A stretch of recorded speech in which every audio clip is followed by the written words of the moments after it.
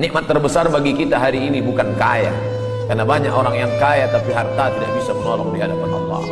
Nikmat terbesar bagi kita hari ini bukanlah jabatan. Kenapa banyak jabatan tapi tidak bisa menolong melepaskan dari neraka jahanam? Kalaulah manusia itu mulia karena jabatan, maka Fir'aun jauh lebih mulia. Kalaulah manusia itu mulia karena harta, maka Qarun sampai hari ini harta yang tertimbun di dalam tanah, tetap orang berkata harta Qarun. Kalaulah orang mulia karena otaknya, maka tidak ada yang lebih cerdas daripada Haman.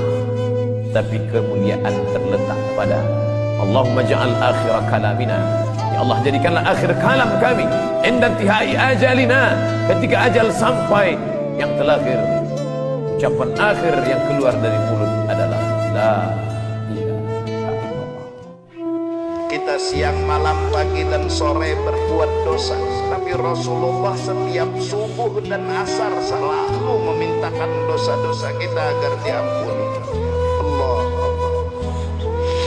pagi berbuat dosa, sore berbuat dosa, tapi hati Rasulullah selalu bilang, ya Allah, itu dosa umat ulun, ya Allah, ampuni ya Allah. Betapa mulianya hati Rasulullah. Kalau udah rezeki nggak akan kemana, berat. Sesuatu yang sudah ditetapkan oleh Allah Subhanahu wa Ta'ala bakal milik kita, seberat apapun jalannya akan tetap jadi milik kita. Sesuatu yang tidak Allah tetapkan milik kita, semudah apapun jalannya nggak pernah akan jadi milik kita. Allah tahu apa yang kita butuhkan, maka bagaimana kita memohon kepada Allah Subhanahu wa Ta'ala dengan cara yang santun, dengan cara yang lembut, untuk kemudian kita lebih mendekat kepada Allah. Yang tidak dekat dengan Allah saja Allah kasih rezekinya, apalagi yang kita senantiasa mendekat kepada Allah Subhanahu wa Ta'ala. Mudah bagi Allah, brother and sister fillah. Allazi ja'alakum fil ardi firasyan wa amina, anzala minas sama'i ma fa akhraja bihi minas samarati rizqan lakum fala taj'alu lillahi andada wa antum ta'lamun. Allah yang menciptakan langit dan bumi, menjadikan bumi sebagai hamparan bagimu. Allah yang meninggikan langit tanpa tiang. Allah yang menurunkan hujan, menanamkan tumbuhan pepohonan sebagai rezeki bagimu. Maka jangan mengadakan sekutu apapun bagi Allah. Ingat pesan saya ya, ketika Anda terbersit ingin berubah jadi lebih baik, di situ Anda mendapatkan anugerah tertinggi yang tak ternilai. Anda sedang dicintai oleh Allah Subhanahu wa Ta'ala. Karena itu tolong jangan gadaikan cinta Allah dengan dunia, itu nggak ada tandingannya. Kalau Anda kemudian akan berubah jadi baik dan harus berhadapan dengan meninggalkan dunia Anda, demi Allah kalau saya boleh sarankan, pilih cinta Allah. Ketika Anda dicintai oleh Allah, maka semua akan mengikuti dalam kehidupan Anda. Siapa yang punya dunia? Allah. Siapa yang punya materi? Allah. Siapa yang punya kesembuhan? Allah. Siapa yang punya obatnya? Allah. Siapa yang punya semesta? Allah. Jadi ketika Anda ikuti hukum Allah, Anda mendapatkan cintanya, maka semua yang terkait dengan dunia Anda akan mendapatinya. Tapi kalau Anda pilih dunia, maka dunia jadi besar di hadapan Anda, cinta Allah. Nabi Muhammad seumur hidupnya lalat nggak pernah hinggap di badan beliau, saudara. Kenapa Nabi lalat nggak pernah hinggap di badan Nabi? Karena semua kainat, semua alam semesta mengetahui kesucian Nabi Muhammad, termasuk lalat, saudara. Lalat sadar diri, saya biasa hinggap di tempat kotor, ini tubuh suci, makanya lalat tidak hinggap di tubuh Sayyidina Muhammad. Khuliqta mubarra'an min kulli aibin, ya Rasulullah, engkau diciptakan tidak ada kekurangan ya Rasulullah. Ka'annaka qad khuliqta kama tasha'u, seakan-akan engkau diciptakan sesuai dengan pesananmu. Allahumma salli ala Sayyidina Muhammad, Allahumma salli ala Sayyidina Muhammad. Uzkurus salata ala nabi. Pak Ustaz, di mana letak kebahagiaan itu Pak Ustaz? Saya dulu katanya nantilah bahagia kalau sudah selesai kuliah. Waktu kuliah ini susah. Setelah selesai kuliah kata orang bahagia, malah makin susah, nganggur belum kerja. Katanya nanti kalau sudah lulus PNS bahagia. Setelah lulus tak merasakan kebahagiaan, belum dapat jodoh. Katanya kalau sudah nikah nanti bahagia. Ditanya-tanya orang, sudah hamil istrinya? Sudah punya anak? Katanya nanti kalau sudah punya anak bahagia. Malah sekarang saya tak. Di mana sebetulnya kebahagiaan itu? Maka banyak orang merasa tidak bahagia, padahal sebetulnya dia sudah bahagia, tapi dia tidak bersyukur. Bahagia itu terletak pada syukur. Maka siapa yang bersyukur, dialah orang yang paling bahagia. suami kepada istri setiap mau keluar. Apa sedekahnya? Nabi setiap mau keluar, dia cium jidatnya istrinya.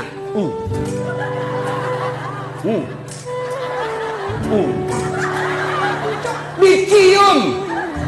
Coba, ciuman suami sebelum pergi kerja, sedekah seorang suami kepada istrinya. Maka bapak-bapak mulai besok sedekahlah sebelum keluar rumah. Tapi ibu juga harus cantik. Mau disedekahi bau kalepanya, kariwil rambutnya, kuning giginya.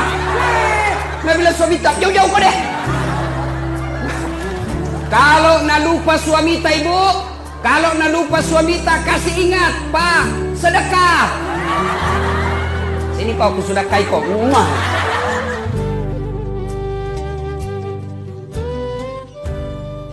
Abdul Aziz bin Baz, beliau bilang apa? Jangan pernah kamu lupakan 3 doa ini dalam sujudmu. Jadi beliau kasih tahu kita ada 3 doa yang ketika kita sujud jangan pernah lupa dibaca. Yang pertama, Allahumma amitni alal Islam, ya Allah wafatkan aku dalam keadaan Islam. Yang kedua, Allahumma inni as'aluka husnal khotimah, ya Allah aku minta kematian husnul khotimah. Yang ketiga, Allahumma rzuqni taubatan qablal maut, ya Allah wafatkan kami, wafatkan aku dalam keadaan sudah tobat. Kasihlah aku tobat sebelum aku mati. Wah, ini doa bagus karena Allah berfirman, wa qala rabbukum ud'uni astajib lakum. Berdoalah kalian kepada aku. Mobil mewah melewati jalan tol. Di tepi jalan tol ada kebun padi, sawah terhampar. Di tengah sawah terhampar ada sepasang suami istri dengan anaknya sedang menyendok nasi dengan ikan masin dan sayur kangkung. Apa kata orang yang naik mobil? Indahnya hidup andai aku duduk di dalam tengah sawah bersama anak istri makan tenang. Sementara aku sekarang naik mobil mewah tapi tak bisa berkumpul bersama. Kata dia menyangka yang tenang itu yang di sana. Apa kata mereka yang sedang di pondok sana? Pada istrinya, Mama, andai kita punya mobil tentu kita tenang seperti mereka. Semua merasa kebahagiaan, ketenangan ada pada orang lain. Padahal engkau semuanya adalah bahagia. Yang di mobil ini engkau bahagia dengan pandangan yang berbeda. Kau bahagia dengan pekerjaanmu, kau bahagia dengan mobilmu, dan engkau di sana juga bahagia. Kebahagiaan itu tidak jauh, dia ada dalam dirimu ketika engkau bersyukur kepada Allah. Ingat yang 3, bahwa tidak ada satupun manusia yang selamat dari lidah manusia. Kalau kau diejek, caci maki, sabar. Tidak ada satupun di dunia ini yang selamat dari omongan orang. Kalau ada yang menyangka dia selamat, berarti dia gila. Masa aku gila? 2, laqad khalaqnal insana fi kabad. Hidup ini susah. La rahata fil hayah. Selama kau jalani hidup, maka hidup ini tidak akan ada tenang. Suami baik, istri enggak baik. Istri baik, suami Fir'aun. Suami baik, istri baik, anak geng motor. Suami baik, istri baik, anak baik, mantu tukang santet. Ada saja. Lalu kemudian tak ada satupun yang selamat dari kematian. Kita dosa kepada Allah, insya Allah. Salat sunat 2 rakaat, usalli sunat taubat rakaat ini lillahi ta'ala. Summa yastaghfirullah. Selepas itu beristighfar minta ampun kepada Allah. Illa ghafarallahu lah, diampunkan Allah.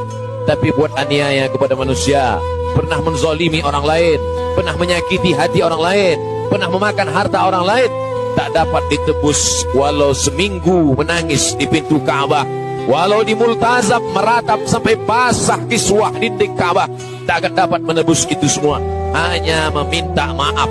Nabi Muhammad SAW, Nabi Sayyidul Anbiya wal Mursalin. Apa kata Nabi? Apa kata Allah Subhanahu wa taala kepada Nabi Muhammad? Wala sawfa yu'tika rabbuka fatarda. Apapun yang kau mahu, aku akan berikan wahai Muhammad SAW. Tapi untuk meminta maaf atas dosa silap salah kepada manusia, tidak akan mungkin bisa. Nabi naik ke atas mimbar, aku lihat ada telaga, kata Nabi. Ada telaga haud dan kalian akan minum di sini. Siapa yang minum dari sana ya Rasulullah? Ikhwani, saudaraku akan minum dari sana. Kamikah itu ya Rasulullah? Tidak.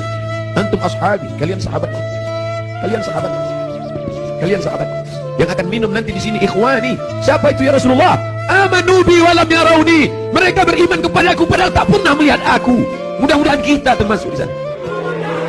14 abad jarak kita dengan dia, 1430, 9 tahun yang lalu jarak kita dengan dia. Dia sudah memikirkan kita, patah giginya, berdarah pelipisnya, berdarah kakinya. Sahabat berkata, engkau punya doa mustajab ya Rasulullah, engkau punya doa makbul ya Rasulullah, kau doa sekali saja rata mereka dengan tanah. Kata Rasulullah, tidak, doa itu aku simpan. Untuk siapa? Untuk kalian nanti di padang mahsyar. Aku simpan doa itu syafaatan li ummati. Dia pikirkan itu kepada orang tua. Maka pesan saya yang masih hidup emaknya, masih hidup ayahnya, pulang dari sini kau belikan lontong sayur suapin. Yang masih hidup emaknya, pulang dari sini suapkan makanannya, buatkan teh manis, hidupkan dia, peluk dia, cium tangannya.